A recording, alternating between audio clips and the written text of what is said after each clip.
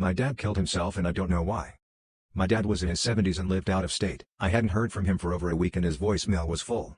I had a bad feeling and yesterday decided to call the police to do a welfare check where they found his body in his house. They didn't tell me until today, but his cause of death was a gunshot wound to the chest from an apparent suicide. I don't have a lot of information, but the door was locked from the inside and apparently they recovered the gun. I'm completely shocked and having a really hard time coming to grips with the fact that he took his own life. I saw him last month and he seemed to be in good spirits and we were just recently planning his next trip to visit for my son's 6th birthday. He wasn't sickly but he was starting to have some worsening mobility issues. He's had knees problems for a long time and recently started using a cool-looking gold cane, but that's really the only thing that had recently changed. When I found out yesterday that he had died, I figured he had passed away in his sleep at home and was extremely sad and shocked but sort of at peace that it happened peacefully as he was alone. Now that I found out he killed himself, I'm so confused and mad and guilty. I wish he would have reached out to me or left a note or even just said goodbye somehow, but there's nothing. I really didn't see any signs even looking back. On top of it, I'm pregnant with a baby girl and I hadn't told him yet. I feel so sad he will never get a chance to meet my baby and wonder if I had told him earlier if it would have changed the outcome. I miss my dad. Porn addiction is very real. I am 25, want to keep this short and simple. I'm ashamed to say that real women don't turn me on anymore. The last time I was with a real woman was 6 years ago and she ended up cheating on me and lying about it. When I found out I was so heartbroken, I felt dead inside. All those little butterflies in my stomach were gone and I spent the majority of my time indoors on my PC and phone. I still went to parties, hung out with friends, and worked, but after that heartbreak, I talked to real women less and less. It got to the point where I would outright avoid them. But during all the time I was discovering new fetishes and fantasies, I was so enthralled by them that they became my only turn-on. As even more time went by I delved deeper into more degenerate stuff. Porn is like drugs honestly, the more you take in, leads to you needing more and more to keep that high going. I even had opportunities at the parties I went to. I straight up had a woman caress my arm, some flirted, some tried to dance. Sometimes I'd straight up leave and go home to my porn collection. Sounds pathetic, right? I'm writing this as a warning to men everywhere that moderation is key to living your life to the fullest and not missing out as I have. I lost a friend by asking her out. I've known this girl for more than a year. We've always been good friends and hung out quite a few times. We have many similar interests and I always enjoyed spending time with her. So exactly a month ago, I officially asked her out. We went to see a candlelight concert in the evening, then walked around for an hour or two, talking about little things. I was trying to gather my courage to ask her out the whole time but couldn't do it. At the end, when we're about 2 minutes away from train station, I did it. I asked her out on a date. And she said yes. I haven't felt this happy for such a long time. I couldn't sleep the whole night. I was screaming in joy inside. So the next weekend, we went on our first official date. Since we both love music, I took her to a restaurant which plays moody 80s music in vinyl for lunch. Afterwards we had gelato for dessert. Then I took her to one of the hidden park in the city that not many people know about. After that we went to the final spot of the day, an observation deck, watching sunset and night view of the city. Had Thai food for dinner. And throughout the whole day, we never stopped talking. It felt just like the movie, Before Sunrise. That was the best part for me. Spending time with her always felt so natural. So we decided to go on a second date. This time we went for a day trip, kinda like a hiking. I had so much fun like last time.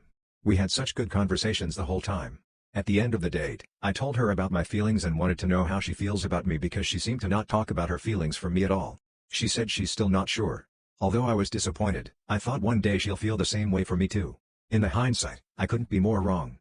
So we went on a third date. Another day trip to a nature wonderland. It was lovely, but at the same time, I couldn't help but feel like our dates are awfully similar to the time we used to hang out just as friends. I didn't feel any warmth from her that you'd expect if you go on a date, like holding hands or kiss at the end of the date etc., and I didn't want to say anything because I was afraid it'd feel aggressive. So we came back to city after the day trip. It was quite late at night and we were really tired. So we said goodbye and went our ways. The next day, we exchanged the photos we took from the trip. And there was this photo of us together that I thought looked perfect. We were both smiling, looking happy, with gorgeous backdrop of nature. I couldn't stop myself from texting we look good together. No? No reply. After a day, she replied something but totally ignored the message. I could feel, she's just not interested in me.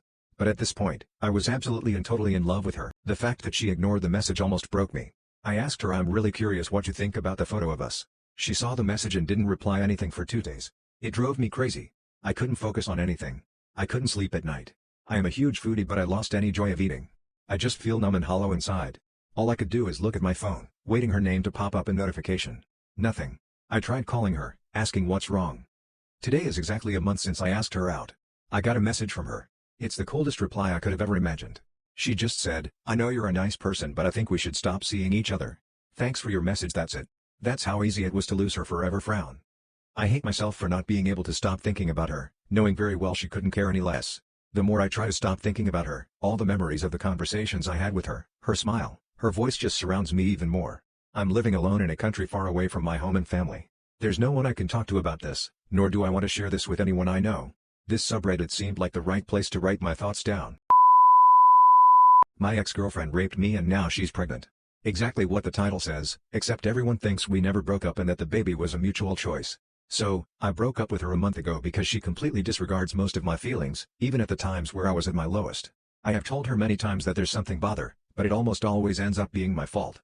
2 weeks ago, my friends invited me to a party and there I got wasted all night since I haven't been out for quite a while.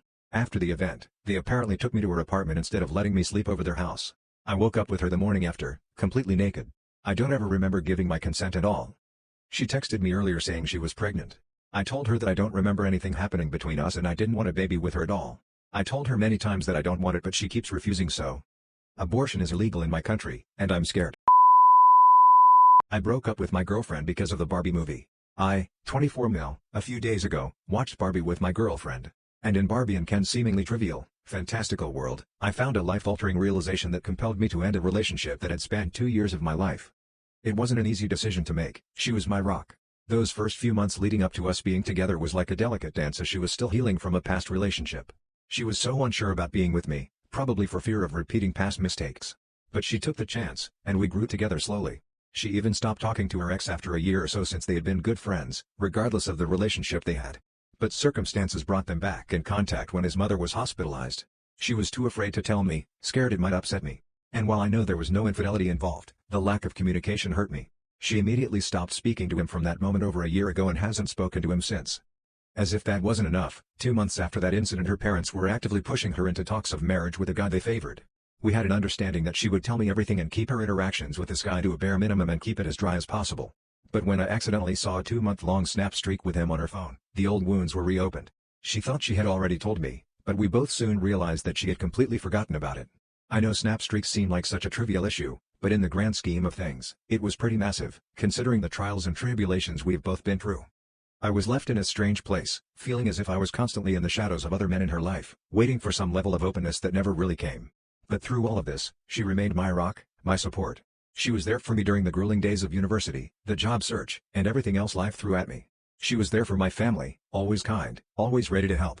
Watching the Barbie movie was supposed to be an escape from reality, but it turned out to be the opposite. In Ken, I saw myself. He existed to serve Barbie. Without her, he felt empty and devoid of purpose.